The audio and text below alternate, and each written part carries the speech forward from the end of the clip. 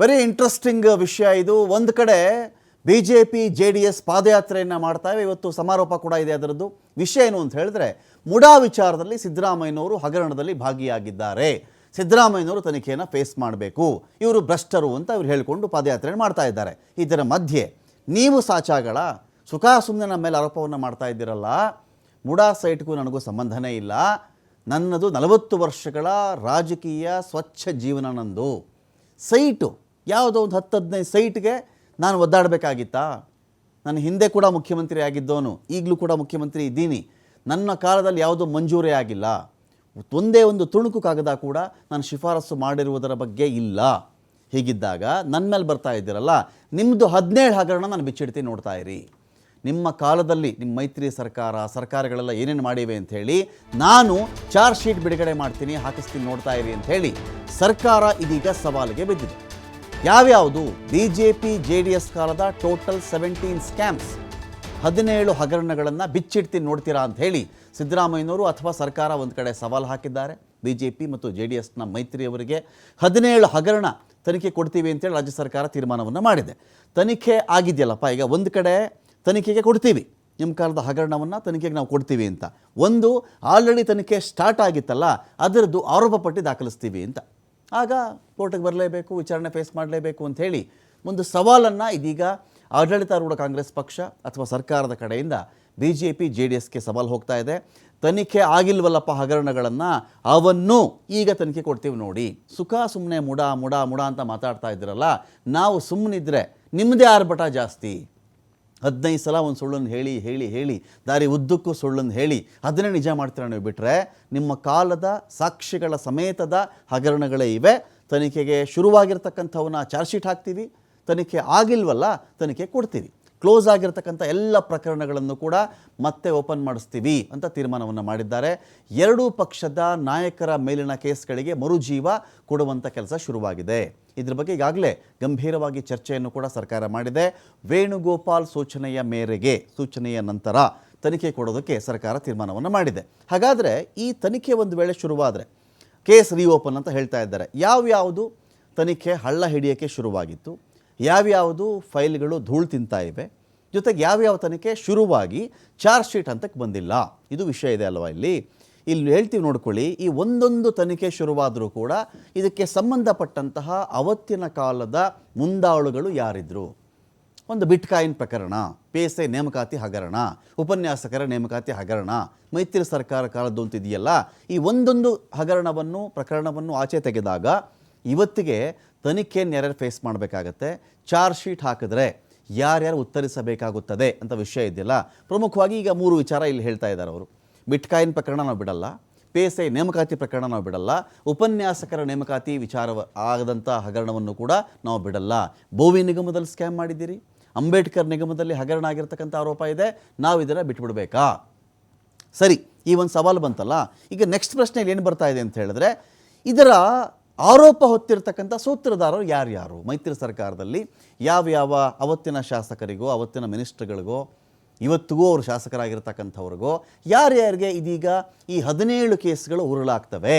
Any moment ಯಾರಾದರೂ arrest ಆಗಬಹುದು, ವಿಚಾರಣೆ ಫೇಸ್ ಮಾಡಬಹುದು, ಆರೋಪ ಪಟ್ಟಿ ದಾಖಲಾದರೆ ಅದಕ್ಕೆ ಸಂಬಂಧಪಟ್ಟಂತಹ ಸೀಕ್ವೆನ್ಸ್ಗಳನ್ನು ಫೇಸ್ ಮಾಡಬೇಕಾಗಬಹುದು, ಬಂಧನ ಕೂಡ ಆಗಬಹುದು, ಕೋರ್ಟ್ ಏನು ತೀರ್ಮಾನಕ್ಕೆ ಬೇಕಾದರೂ ಬರಬಹುದು, ಅರೆಸ್ಟ್ ಮಾಡಿರಿ ಅಂತ ಹೇಳಬಹುದು, ವಿಚಾರಣೆ ಮಾಡಿ ಅಂತ ಹೇಳಬಹುದು, ಜುಡಿಷಿಯಲ್ ಕಸ್ಟಡಿ ಕೊಡಬಹುದು, ಪೊಲೀಸ್ ಕಸ್ಟಡಿ ಕೊಡಬಹುದು. ಹೇಳಿಕೆಗಳಿರ್ತಾವೆ. ಒಂದು ಸ್ಕ್ಯಾಮ್ ಆಯ್ತು, PSI ಸ್ಕ್ಯಾಮ್. ಈ ಸ್ಕ್ಯಾಮಲ್ಲಿ ಯಾರ್ಯಾರು ಇದ್ರಪ್ಪ, ಯಾರು ಅವತ್ತು ಮಿನಿಸ್ಟ್ರ್ ಇದ್ದರು, ಯಾವ ಥರ ಹಗರಣ ಆಯಿತು, ಕ್ವೆಶ್ಚನ್ ಪೇಪರ್ ಯಾರು ಲೀಕ್ ಮಾಡಿದ್ರು, ಯಾರ OMR ಶೀಟ್ಗಳು ತಿದ್ದಿದವ್ರು ಯಾರು, ಯಾರಿಗೆ ಜಾಸ್ತಿ ಅಂಕಗಳು ಬಂತು, ಎಷ್ಟು ಜನರ ಭವಿಷ್ಯ ಅವತ್ತಿಗೆ ಸರ್ವನಾಶವಾಯಿತು, ತೆಗೆದಾಗ ಅವತ್ತಿಗೆ ಮಿನಿಸ್ಟ್ರ್ ಯಾರು, ಏನು ಕಥೆ, ಶಾಸಕ ಯಾರು, ಯಾವ್ಯಾವ ದಲ್ಲಾಳಿಗಳಿದ್ರು, ಯಾರ್ಯಾರು ಕ್ವೆಶ್ಚನ್ ಪೇಪರ್ ಲೀಕ್ ಮಾಡಿದ್ರು, ಯಾರ್ಯಾರು OMR ಶೀಟನ್ನು ಫಿಲ್ ಮಾಡಿದ್ರು, ಈ ಥರದ್ದೆಲ್ಲವೂ ಕೂಡ ಆಚೆ ಬರುತ್ತಲ್ಲ. ಈ ಕಾರಣದಿಂದಾಗಿ 17 ಕೇಸ್ಗಳ ತನಿಖೆಗೆ ಸರ್ಕಾರ ಇದೀಗ ಸಜ್ಜಾಗ್ತಾ ಇದೆ. ದೋಸ್ತಿ ನಾಯಕರಿಗೆ ಒಂದು ಕಡೆ ಟೆನ್ಷನ್ ಶುರುವಾಯಿತು. ಏನಂತ ಹೇಳಿದ್ರೆ, ಒಂದು ಕಡೆ ಪಾದಯಾತ್ರೆ ಮಾಡ್ತಾ ಇದ್ದಾರೆ, ಸಮಾರೋಪ ಕೂಡ ಇವತ್ತಿರಬೇಕು, ಆದರೆ ಅವರ ಎದೆಯಲ್ಲಿ ಮಾತ್ರ ಢವ ಶುರುವಾಗಿದೆ.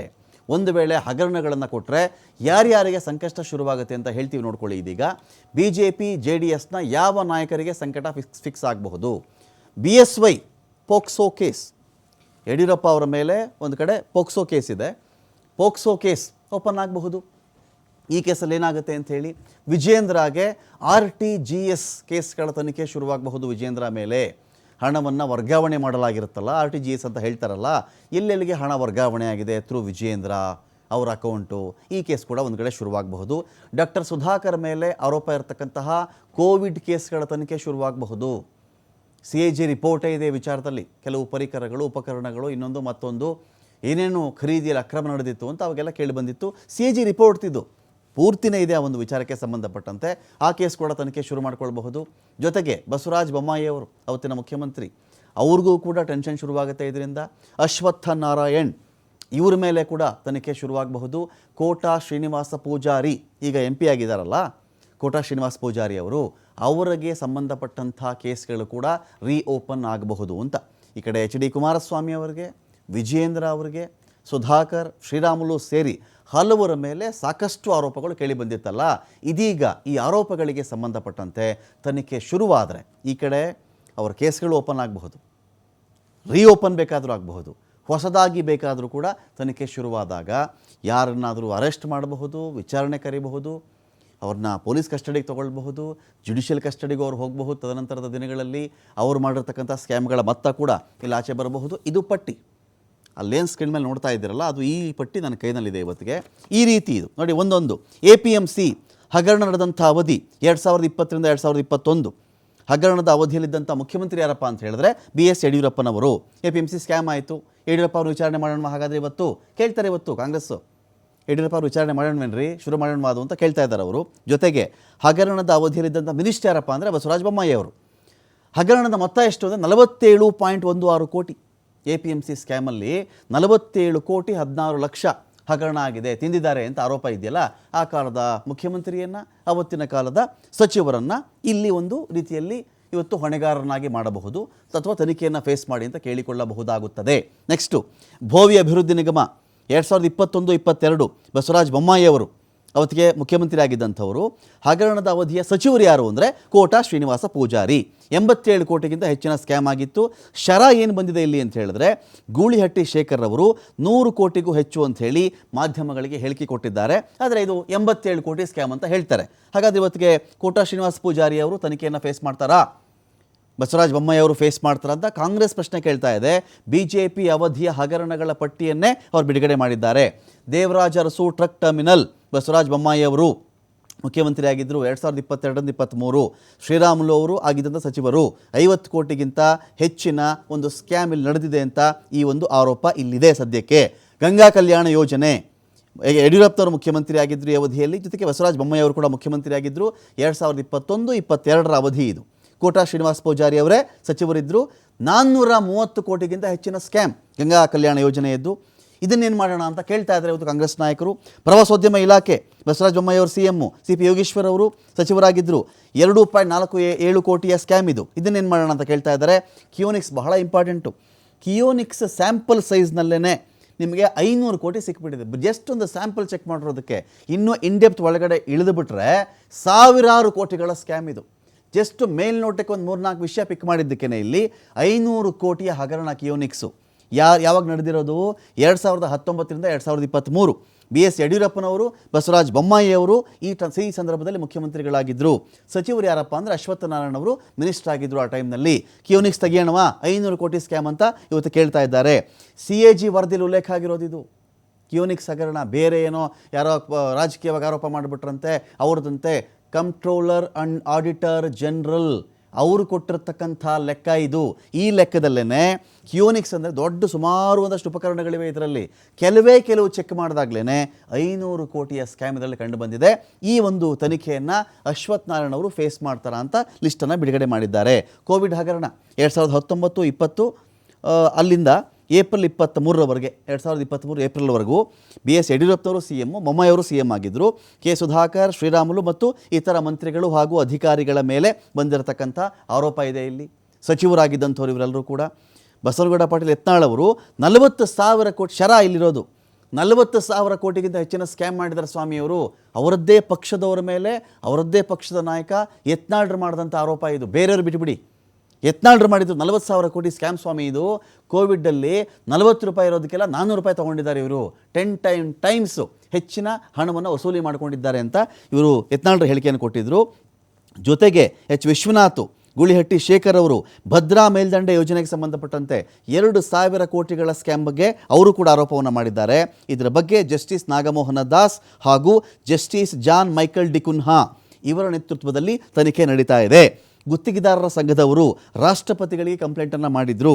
ಬೆಳಗಾವಿ ಜಿಲ್ಲೆಯ ಸಂತೋಷ್ ಪಾಟೀಲ್ ಅವರು ಆತ್ಮಹತ್ಯೆ ಮಾಡಿಕೊಂಡಿದ್ರು. ಮಿನಿಸ್ಟರ್ ಆಗಿದ್ದವರು ಈಶ್ವರಪ್ಪನವರು ತನಿಖೆಗೆ ತೆಗೆಯೋಣವಾ, ರಿಪೋರ್ಟ್ ಹಾಕೋಣವಾ, ಇದ್ರ ಬಗ್ಗೆ ಚಾರ್ಜ್ ಶೀಟ್ ಕೊಡೋಣವಾ ಅಂತ ಇವತ್ತಿಗೆ ಕೇಳ್ತಾ ಇದ್ದಾರೆ. 40% ಹಗರಣ, ಇದು ಇನ್ಫೇಮಸ್ಸು. BJP ಸರ್ಕಾರದ ಅವಧಿಯಲ್ಲಿ 40% ಅಂತ ಹೇಳ್ತಾ ಇದ್ರಲ್ಲ, ಇದಕ್ಕೆ ಸಂಬಂಧಪಟ್ಟಂತೆ 2019-20 ಅಲ್ಲಿಂದ ಹಿಡಿದು ಏಪ್ರಿಲ್ 23ರವರೆಗೂ ಕೂಡ ಇಲ್ಲಿ ಲೆಕ್ಕ ಇದೆ. ಯಡಿಯೂರಪ್ಪನವರು, ಬೊಮ್ಮಾಯಿ ಅವರು CM, ಅಭಿವೃದ್ಧಿ ಇಲಾಖೆ ಹಾಗೂ ಕಾಮಗಾರಿಗಳು, ಸರಕು ಮತ್ತು ಸೇವೆಗಳನ್ನು ಸಚಿವರು, ಅಧಿಕಾರಿಗಳು ಒದಗಿಸಿದ್ರು. ಇವ್ರ ಹೆಸರು ಸ್ಕ್ಯಾಮಲ್ಲಿದೆ ಅಂತ ಇಲ್ಲೊಂದು ಕಡೆ ಪಟ್ಟಿಯನ್ನು ಬಿಡುಗಡೆ ಮಾಡಿದ್ದಾರೆ. ಇಲ್ಲಿ ಇದೇ ರೀತಿಯಲ್ಲಿ PSI ನೇಮಕಾತಿ 100 ಕೋಟಿಗಳ ಹಗರಣ. ಇದು ಯಡಿಯೂರಪ್ಪನವರು CM, ಬೊಮ್ಮಾಯಿ ಅವರು CM, ಜಸ್ಟಿಸ್ ವೀರಪ್ಪ ಅವರು ತನಿಖೆಯನ್ನು ಮಾಡ್ತಾ ಇದ್ದಾರೆ. PSI ಅಕ್ರಮ ನೇಮಕಾತಿ ಹಗರಣಕ್ಕೆ ಸಂಬಂಧಪಟ್ಟಂತೆ ಪರಶುರಾಮ ಥೀಮ್, ಸುನಿಲ್ ಕುಮಾರ್ ಇದರಲ್ಲಿ ನೇರ ಆರೋಪಿ. ಈ ಒಂದು ಪರಶುರಾಮ ಥೀಮ್ ಪಾರ್ಕ್ ವಿಚಾರ ಇತ್ತಲ್ಲ, ಇದರಲ್ಲಿ ಸ್ಕ್ಯಾಮು 11 ಕೋಟಿಗಿಂತ ಹೆಚ್ಚಿನ ದುಡ್ಡನ್ನು ಲಪಟಾಯಿಸಿದ್ದಾರೆ ಅಂತ ಆರೋಪ ಇದೆ. ಬಿಟ್ಕಾಯಿನ್ನು, ಯಡಿಯೂರಪ್ಪನವರು, ಬೊಮ್ಮಾಯಿ ಅವರು CM ಆಗಿದ್ದರು, ಬಸವರಾಜ ಬೊಮ್ಮಾಯಿ ಅವರು ಹೋಮ್ ಮಿನಿಸ್ಟರ್ ಆಗಿದ್ದರು. ಈ ಒಂದು ಹಗರಣ ನಡೆದಾಗ 1,000 ಕೋಟಿ ರೂಪಾಯಿಗಳ ಹಗರಣ. ಇದು ತೆಗೆಯೋಣವ ಬೊಮ್ಮಾಯಿ ಅವರೇ ಅಂತೇಳಿ ಇದೀಗ ಕಾಂಗ್ರೆಸ್ನವರು ಪಟ್ಟಿಯನ್ನು ಬಿಡುಗಡೆ ಮಾಡಿದ್ದಾರೆ. ಯಡಿಯೂರಪ್ಪ ಅವರ ಆಪ್ತ ಉಮೇಶ್ ಮತ್ತು ಇತರರ ಮನೆಯಲ್ಲಿ ಸಿಕ್ಕಿದ್ದು ಯಡಿಯೂರಪ್ಪನವರದ್ದೇ ಅಕ್ರಮ ಆಸ್ತಿ ಅಂತ ಆರೋಪ ಇದೆ. ಇವ್ರಿಗೊಬ್ಬರು ಆಪ್ತಿ ಇದ್ದರು, ನೀವು ನೋಡಿರಬೇಕು ಅವನ ಮನೆ. ಇವತ್ತು ನಿಮಗೆ ಪಿಕ್ಚರ್ ಸಿಗುತ್ತೆ ನಿಮಗೆ.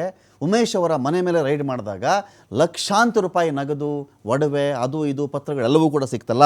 ಈ ಒಂದು ವಿಚಾರ ಟೋಟಲ್ ಸ್ಕ್ಯಾಮು ಉಮೇಶ್ ಮೇಲೆ ಬಂದಿರೋದು 750 ಕೋಟಿ ರೂಪಾಯಿಗಳ ಸ್ಕ್ಯಾಮು. ಯಡಿಯೂರಪ್ಪನವರು ಆಪ್ತರು ಅಂತ ಅವ್ರ ಬಗ್ಗೆ ಹೇಳ್ತಾರಲ್ಲ, ಇದನ್ನೇನು ಮಾಡೋಣ ಅಂತ ಇವತ್ತು ಸರ್ಕಾರ ಕೇಳ್ತಾ ಇದ್ದಾರೆ. ಇದೇ ರೀತಿಯಲ್ಲಿ ಓವರಾಲ್ ಆಗಿ ಅಬಕಾರಿ ಸಚಿವರ ಹಗರಣದ ವಿರುದ್ಧವಾಗಿ ರಾಜ್ಯಪಾಲರಿಗೆ ಪತ್ರವನ್ನು ಕೂಡ ಬರೆದಿರ್ತಾರೆ. ಇದು 106 ಕೋಟಿ 2019-21 ಈ ರೀತಿ. ಅನಂತರದಲ್ಲಿ KKRDB ಇದೊಂದು ಸ್ಕ್ಯಾಮ್ ಬಗ್ಗೆ ಮಾತಾಡ್ತಾರೆ. 200 ಕೋಟಿಗಿಂತ ಹೆಚ್ಚಿನ ಸ್ಕ್ಯಾಮ್ ಇದು KKRDB. ಇದು ಈ ಎಲ್ಲ ಪತ್ರಗಳು ಕೂಡ ಇಲ್ಲಿರ್ತಕ್ಕಂಥದ್ದು. ಇದು ಬಿಡುಗಡೆಯಾಗಿರುವಂಥ ಪತ್ರಗಳು ಮತ್ತು ಲೆಕ್ಕ. ಆನಂತರ ಕಂದಾಯ ಇಲಾಖೆ ಹಗರಣ. ಆರ್ ಅಶೋಕ್ ಅವರೇ ಮಂತ್ರಿ ಕಂದಾಯ ಇಲಾಖೆ ಹಗರಣ ಆಗುತ್ತೆ. ಅದರಲ್ಲಿ ಈ ಒಂದು ವಿಚಾರದಲ್ಲಿ ಶೃಂಗೇರಿಯ sub registrar HS Cheluvaraju R Ashok ಕಂದಾಯ ಮಿನಿಸ್ಟರ್ ಆಗಿದ್ದಾಗ ಅವರ ಆಪ್ತ ಸಹಾಯಕರು ಲಂಚ ಕೇಳಿದ್ದ ಪ್ರಕರಣ ಮತ್ತು ಆರ್ ಅಶೋಕ್ ಅವರ ಮೇಲೆ ಭೂ ಅಕ್ರಮಕ್ಕೆ ಸಂಬಂಧಪಟ್ಟಂತೆ ಪ್ರಕರಣ ಸುಪ್ರೀಂ ಕೋರ್ಟ್ನಲ್ಲಿ ಪೆಂಡಿಂಗ್ ಇದ್ದರೂ ಚುನಾವಣಾ ಅಫಿಡವಿಟ್ನಲ್ಲಿ ಈ ಕ್ರಿಮಿನಲ್ ಕೇಸ್ ಕುರಿತು ಅಶೋಕ್ ಅವರು ಮಾಹಿತಿ ಕೊಟ್ಟಿರಲಿಲ್ಲ. ಈ ಒಂದು ವಿಚಾರ ಇದೆ. ಕೃಷಿ ಇಲಾಖೆ BC ಪಾಟೀಲ್ರ ಮೇಲಿದೆ, ಈ ಒಂದು ಆರೋಪ ಇದೆ. ಇದನ್ನೇನು ಮಾಡೋಣ, ಎಲ್ಲವನ್ನು ಕೂಡ ಇದೀಗ ಕಾಂಗ್ರೆಸ್ನವರು ಈ ಪಟ್ಟಿ ಸಮೇತವಾಗಿ ಬಿಡುಗಡೆ ಮಾಡಿ ಇದನ್ನು ಏನು ಮಾಡ್ತೀವಿ ನಾವು ನೋಡ್ತಾ ಇರಿ, ಸುಮ್ಮನೆ ನಮ್ಮ ಮೇಲೆ ಆರೋಪ ಮಾಡ್ತಾ ಇದ್ದಾರೆ ಅಂಥೇಳಿ ಈ ಪಟ್ಟಿಯನ್ನು ಒಂದು ಕಡೆ ಅವರು ರಿಲೀಸ್ ಮಾಡಿದ್ದಾರೆ. ಅಂಗನವಾಡಿ ಗರ್ಭಿಣಿಯರು ಮಕ್ಕಳಿಗೆ ಮೊಟ್ಟೆ ಹಗರಣ, ಇದರಲ್ಲಿ ಶಶಿಕಲಾ ಜೊಲ್ಲೆಯವರ ಮೇಲೆ ಒಂದು ಆರೋಪ ಬಂದಿತ್ತು. 2019-21 ಗಂಗಾವತಿ ಶಾಸಕರಾಗಿದ್ದ ಪರಣ್ಣ ಮುನವಳ್ಳಿ ಕೂಡ ಇದರಲ್ಲಿ ಭಾಗಿಯಾಗಿದ್ದರು ಅಂತ ಒಂದು ಆರೋಪ ಇಲ್ಲಿ ಕೇಳಿ ಬಂದಿದೆ. KIADB ಇಲ್ಲೂ ಅಷ್ಟೇ 106 ಕೋಟಿಗಳ ಹಗರಣ. ಇದು ಕಟ್ಟ ಸುಬ್ರಹ್ಮಣ್ಯ ನಾಯ್ಡು, ನಿರಾಣಿ ಮುಂತಾದವರು ಭಾಗಿಯಾಗಿದ್ದಂತಹ ಬೃಹತ್ ಹಗರಣದ ಲಿಸ್ಟ್ ಹೇಳುತ್ತೆ. ಇಲ್ಲಿ ಗಣಿ ಹಗರಣ, BDA, KIADB ಡಿನೋಟಿಫಿಕೇಷನ್ನು, ಮುಖ್ಯಮಂತ್ರಿಗಳು ಹಲವಾರು ಸಚಿವರ ಮೇಲೆ ಆರೋಪ ಬಂದಿತ್ತು. ಇದನ್ನೇನು ಮಾಡೋಣ, ಗುರು ರಾಘವೇಂದ್ರ ಕೋಆಪರೇಟಿವ್ ಬ್ಯಾಂಕ್ 100 ಜನ ವಯಸ್ಸಾದವರು ಹಣವನ್ನು ಕಳ್ಕೊಂಡ ತಮ್ಮ ಜೀವಮಾನದ ಸಂಗ್ರಹ ಮಾಡಿದಂಥ ನಿಧಿ, ಅಮೂಲ್ಯ ಸಂಪತ್ತು, ಅವರಿಗೆ ಜೀವನಾಧಾರವಾಗಿದ್ದ, ಔಷಧಿಗೆ ಆಧಾರವಾಗಿದ್ದಂಥ ಹಣ ಈ ಬ್ಯಾಂಕಲ್ಲಿತ್ತು. 100 ಕೋಟಿ ನುಂಗಿದ್ರೆ ಯಾರೋ. ಇದನ್ನೇನು ಮಾಡೋಣ, ಎಲ್ಲವನ್ನೂ ಕೂಡ ಇದೀಗ ಕೇಳ್ತಾ ಇದ್ದಾರೆ. ಡೀಟೇಲ್ಸ್ ಕೊಡಲಿಕ್ಕೆ ಇದೀಗ ಶಿವಕುಮಾರ್ ಜೋಹಳಿ ಇದ್ದಾರೆ. ಶಿವಕುಮಾರ್ ಜೋಹಳಿ, ಒಂದು ಕಡೆ ಕಾಂಗ್ರೆಸ್ ಸಜ್ಜಾಗ್ತಾ ಇದೆ, ನಾವಿನ್ನೂ ಸುಮ್ಮನೆ ಇದ್ದರೆ ಆಗಲ್ಲ, ನಾವು ಇದೇ ರೀತಿ ಸುಮ್ಮನೆ ಇದ್ದರೆ ಇನ್ಮೇಲೆ ಆಗಲ್ಲ. ಇವರು ಪಾದಯಾತ್ರೆ ಮಾಡ್ತೀವಿ ಅಂತಾರೆ, ಇಲ್ಲದೇ ಇರೋದನ್ನೇ 50 ಸಲ ಅದನ್ನೇ ಹೇಳ್ಕೊಂಡು ಪಾದಯಾತ್ರೆ ಮಾಡ್ತಾ ಇದ್ದಾರೆ. ಸೊ ಏನು ಸ್ಟೆಪ್ಪು ಸರ್ಕಾರದೀಗ ಅಂತ ಸರ್ಕಾರನ ಯಾರೂ ಕೂಡ ಶಿವಕುಮಾರ್ ಜೋಹಳ್ಳಿ ಹಿಡಿದಿಟ್ಕೊಂಡಿರಲಿಲ್ಲ, ಬಾಯಿಗೆ ಬೀಗ ಹಾಕಿರಲಿಲ್ಲ, ಕೈಕಾಲು ಕಟ್ಟಿರಲಿಲ್ಲ, ಇವರಿಗೆ ತನಿಖೆ ಮಾಡಬೇಡಿ ಅಂತ ಹೇಳಿರಲಿಲ್ಲ. ಈಗ ಇಲ್ಲಿ ಮುಡಾದು ಬಂತು ಅಂದ ತಕ್ಷಣ ಈಗ ಇದನ್ನ ಎತ್ಕೋತಾ ಇರೋದ ಸರ್ಕಾರ ಅಂತ.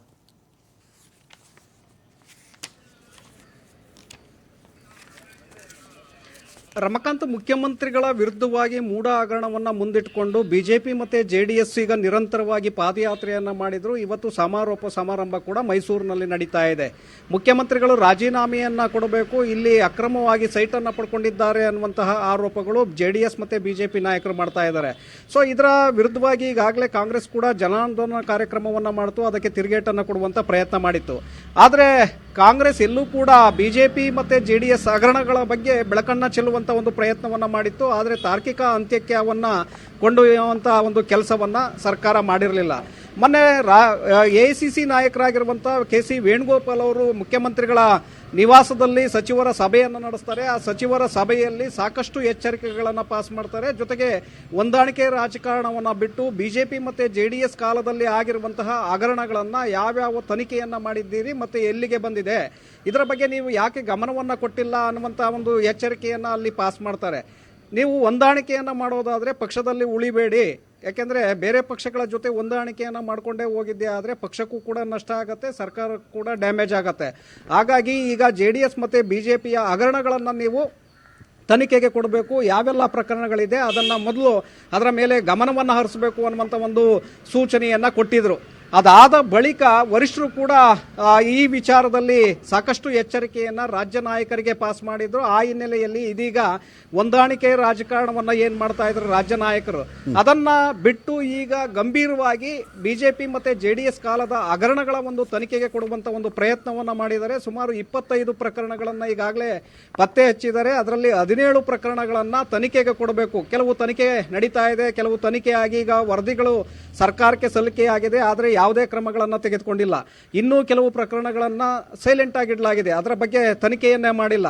ಸೊ ಹಾಗಾಗಿ ಇದರ ಬಗ್ಗೆ ಅಂತಿಮ ಪ್ರಿಯಾಂಕ್ ಖರ್ಗೆ ಅವರು ಕೂಡ ಬೆಳಗ್ಗೆ ಹೇಳಿದ್ದಾರೆ, ಇನ್ನ 5-6 ತಿಂಗಳು ನೀವು ಕಾದು ನೋಡಿ, ನಂತರ ಅರ್ಧ ಜನ ಬಿಜೆಪಿ ಮತ್ತೆ JDS ನಾಯಕರು ಜೈಲಲ್ಲಿರ್ಬೇಕಾಗತ್ತೆ, ಇನ್ನರ್ಧ ಜನ ಜಾಮೀನು ಪಡ್ಕೊಂಡು ಮನೆಯಲ್ಲಿರ್ಬೇಕಾಗತ್ತೆ ಅನ್ನುವಂತ ಹೇಳಿಕೆಯನ್ನ ಬೆಳಗ್ಗೆ ಕೊಟ್ಟಿದ್ದಾರೆ. ಹಾಗಾಗಿ ಇಲ್ಲಿ ಮಾಜಿ ಮುಖ್ಯಮಂತ್ರಿಗಳು, ಮಾಜಿ ಸಚಿವರು ಕೂಡ ಈ ಸಂಕಷ್ಟ ಎದುರಾಗುವಂತ ಸಾಧ್ಯತೆಗಳಿದೆ. ಹಾಗಾಗಿ ಎಲ್ಲ ಪ್ರಕರಣಗಳ ವಿರುದ್ಧವಾಗಿ ತನಿಖೆಯನ್ನ ಆರಂಭಿಸುವಂತ ಒಂದು ಪ್ರಯತ್ನವನ್ನ ಸರ್ಕಾರ ಮಾಡಲಿದೆ. ಹಾಗಾಗಿ ನಾಳೆಯಿಂದಲೇ ಒಂದೊಂದೇ ಪ್ರಕರಣಗಳನ್ನ ತನಿಖೆಗೆ ಕೊಡುವಂತ ಒಂದು ಸಾಧ್ಯತೆಗಳಿದೆ. Ramakant, thank you Shivakumar Johalli.